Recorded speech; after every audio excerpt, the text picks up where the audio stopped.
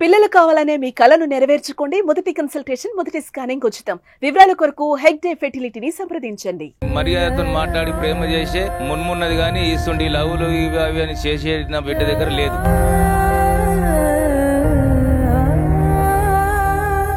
కన్నోని నేను, పెంచినోని నేను. ఎన్ని సంవత్సరాలు పెంచి ఏం చేసి ఎంత చదివించి జాబ్ తెప్పించి ఎన్ని చేసిన కష్టం. వాళ్ళకు వీళ్ళకు ప్రెసలకు అవన్నీ అగాధమైన మాటలు మాట్లాడడం నేరమని నేను అనుకుంటున్నా. వాడు నాకన్నా చిన్నోడు కాదు, ఎందుకు డాడీ అసలు ఏమి లేవు, నా తమ్ముని తిరిగి అని చెప్పి మాట్లాడింది.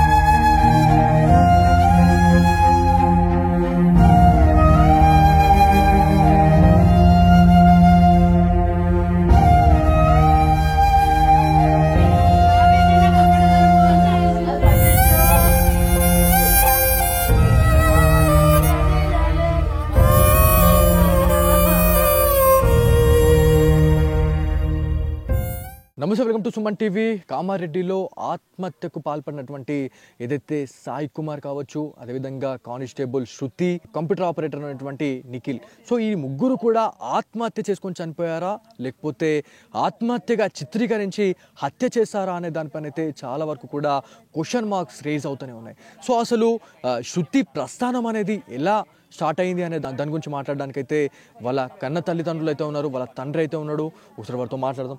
అంకుల్, మీరు చెప్పండి, ఫస్ట్ శృతి లేదు అనే వార్తనైతే చాలామంది కూడా ఇవాళ జీర్ణించుకోలేకపోతా ఉన్నారు. మీరు కూడా కన్నీరు మున్నరు అవుతా ఉన్నారు.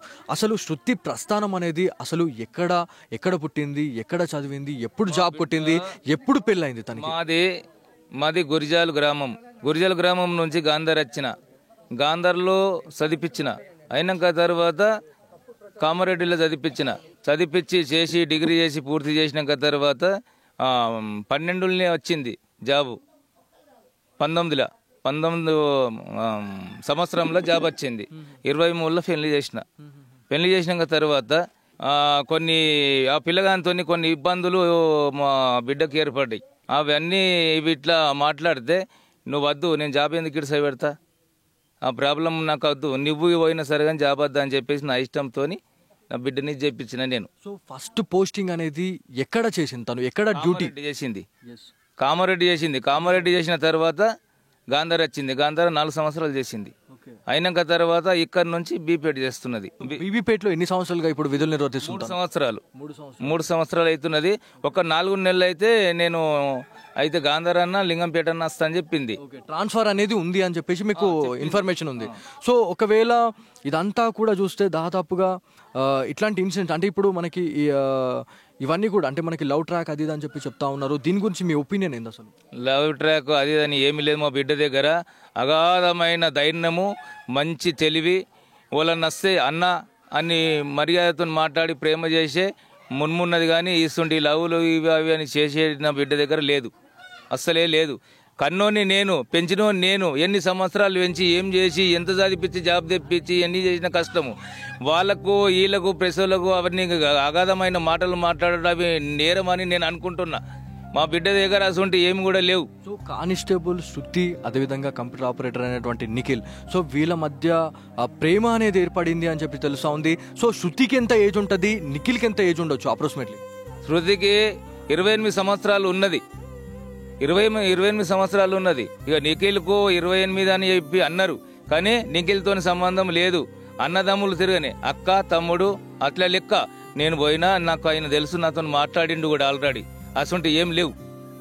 మా బిడ్డ కూడా నేను అన్న, ఏమన్నా ఉంటే ఏమన్నా చెప్పు బిడ్డ, నేను వచ్చి ఏదైనా చేస్తానే, వాడు నాకన్నా చిన్నోడు కాదు, ఎందుకు డాడీ అసలు ఏమి లేవు, నా తమ్ముని తిరిగి అని చెప్పి మాట్లాడింది, అంతే. సో ఆ రోజు గాంధారి ఎక్స్టోడ్ వరకు వచ్చిన శృతి మళ్ళీ తను బస్ దిగేసి వెళ్ళిందా, లేకపోతే ఎక్కడికి వెళ్ళిందా అనేది చాలా వరకు కూడా క్వశ్చన్ మార్క్ అయితే ఉంది. అంటే తను గాంధార్లో దిగిన తర్వాత ఆ కార్లో ఎక్కి వెళ్ళిందని మీరు అనుకుంటున్నారు? అట్లా లేదు. ఎక్స్రోలో దిగింది, బస్సు ఎక్కి ఎక్స్రోలో దిగినాక తర్వాత నేను కాల్ మాట్లాడినా, ఏం బెటమ్మరా, నేను పొద్దున మబ్బున నీకు ఎక్స్రోడ్ పడిన దోలేస్తా, కామారెడ్డి అన్న దోలేస్తా, నీకు డ్యూటీ కింద మీద అవుతా అని చెప్పిన. లేదు డాడీ, నువ్వు రాకున్నా సరే నేను బస్సు మళ్ళీ వస్తుంది, నేను నిజామాబాద్ బస్ కామారెడ్డి వెళ్ళిపోతా, ఆడికెళ్ళి బీబీపేట వెళ్ళిపోతా. అయినాక తర్వాత మళ్ళా కామారెడ్డి నుంచి బస్సు ఎక్కినాక ఆడ బేసిక్ అని ఉన్నది, అంత దూరంలో ఫోన్ చేస్తే నేను బేసిక్ మరుతున్నా డాడీ బస్సులో అని చెప్పింది. అయినాక తర్వాత ఫోన్ చేస్తే నేను రూమ్లో ఉన్న డాడీ అని చెప్పింది. మళ్ళీ పొద్దున ఫోన్ చేస్తే నేను నా డ్యూటీ అయిపోయింది, నేను అది వికాస్ అని పెట్టుకున్నా, నేను ఖచ్చితంగా బస్ ఎక్కి నేను వస్తున్నా అని చెప్పింది. అయినాక తర్వాత మన కొడుకుకు 600 రూపాయలు పంపి, ఇగో నువ్వు మటన్ తీరా కాళ్ళు తీసుకురారా, అండి అమ్మ రెడీ పెడుతుంది, వచ్చినాక అందరం తిందాము, డాడీ నువ్వు నేను అందరం తిందామని చెప్పింది. అది కూడా మంచిగా నక్కుంటేనే చెప్పింది. అటు తర్వాత మళ్ళీ వచ్చినాక తర్వాత ఏమైంది అనేది నాకు తెలియలేదు. అటు తర్వాత ఒక గంట సేపు ఆగి ఫోన్ చేస్తే లిఫ్ట్ చేయలేదు. ఆ ఫోన్ కూడా రాత్రి 8 గంటల దాకా రింగ్ అయింది. అయినాక తర్వాత పోలీసు వారు ఫోన్ చేసి మాకు పలాని చెరువు కట్ట మీద మీ బిడ్డది మొబైల్ దొరికింది, మరి గిట్ల పరిశీలిస్తున్నదని చెప్తే మేము కార్లో వెళ్ళిపోయినాం. అంతే. ఇక అంటే ఇప్పుడు అక్కడ ఎవరైతే ముగ్గురు ఎవరైతే వచ్చినా క్యాండిడేట్స్ ఎవరైతే ఉన్నారో ఎస్ఐ వెహికల్లో వచ్చినట్టు మనకు తెలుస్తూ ఉంది. ఆ వెహికల్ని కూడా పోలీస్ స్టేషన్లో పెట్టడం జరిగింది. సో అంటే ఈ కార్లోనే మాట్లాడుకునే టైంలోనే గొడవ జరిగి ఉండొచ్చు. గొడవ జరిగిన తర్వాతనే తను ఆత్మహత్య చేసుకోవడానికి ప్రయత్నించిన టైంలోనే ఇదంతా కూడా ఒకరెనుకొకరు దాంట్లో ఆ చెరలో పడి చనిపోయినట్టుగా చాలా మంది పోలీస్ అధికారులు కూడా వాళ్ళు అదే చెప్తా ఉన్నారు. ఇదంతా రాంగ్ అంటారా? ఇప్పుడు నాతోనైతే బస్సులు వస్తున్నా నేను డాడీ అని చెప్పింది. మధ్యలో ఏం జరిగింది, మరి ఆడ దించుకొని పిలిపించిర్రా, మరి ఏం చేసిర్రు, అది ఏమి అనేది నాకు తెలుస్తలేదు. అది మాకు మీరు పరిశీలించి మాకు తెలియజేసేటట్టు మీరు చెప్పాలి. డెఫినెట్లీ అండి. అంటే ఇప్పుడు ఇది అంత ఇన్సిడెంట్ చూస్తే మాత్రం ఖచ్చితంగా ఇది ఆత్మహత్య కాదు, ఇది ఒక హత్యలాగానే చూడాలి మీరు చెప్పినట్టుగా అయితే. సో ఇదంతా చూసిన తర్వాత కామారెడ్డి ఎస్పీ గారికి మీరు ఏం చెప్పాలనుకుంటున్నారు ఈ విషయం గురించి? ఇప్పుడు ఎస్పీ గారికి మాకు స్వయం న్యాయం చెయ్యాలని చెప్పేసి ఆ రోజు నేను కూడా ఎస్పీతోని మాట్లాడినా సర్కారు దవాఖానలో.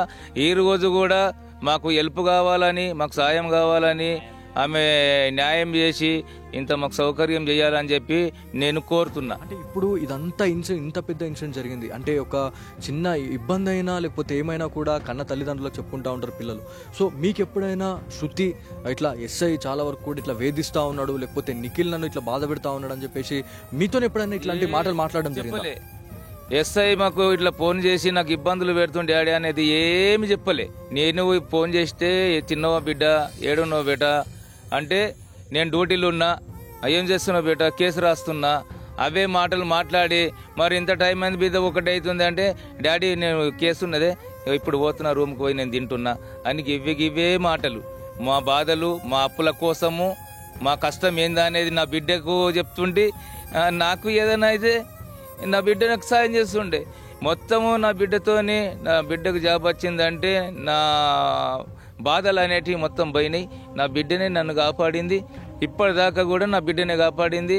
ఇంకా డాడీ తమ్మునికి జాబ్ వచ్చేటట్టు చేసుకుందామే, మన మూలకు లొంగి లేదు, చేసేది లేదు, ఇవన్నీ చేసి చెప్పింది. మొన్ననే చెప్పింది, గ్రూప్ 2 రాసింది, నా కొడుకు రాసిండు, అన్నీ చేసినాం.